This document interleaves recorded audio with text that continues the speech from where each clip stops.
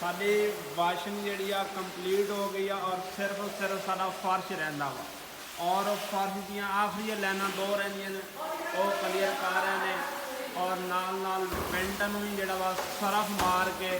अच्छे तरीके नाल पानी मार के साफ कर रहे हैं क्योंकि वाशिंग थोड़ी अच्छी होएगी तो थोड़ी सफाइयाँ अच्छी होंगियाँ तो दूसरे चूजे को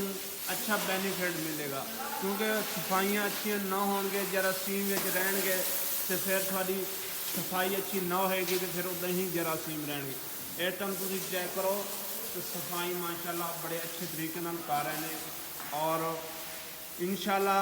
नैक्सट चूजे की तैयारी करांगे और तैयारी की किस तरीके होएगी वो भी थानू दिखावांगे और दसांगे कि नैक्सट चूजे की तैयारी किस तरीके करते हैं। पहले तो सर्दियाँ सी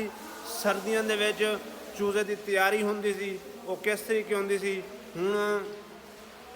मौसम चेंज हो गया वा मौसम चेंज होने दे नाल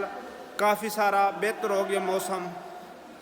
तो ये तुहानूं दसांगे कि चूजे नूं किस तरीके मैनेज करना वा ਉਹਦੇ माहौल नूं किस तरीके मैनेज करना वा इंशाल्लाह पूरी तफसीलां दस्सिया करांगे। अगर तुहाडा कोई सवाल जवाब होंदा वा तो कमेंट दे विच लाजमी कीता करो इंशाल्लाह असीं ਉਹਦੀ भी रिप्लाई दित्ती करांगे।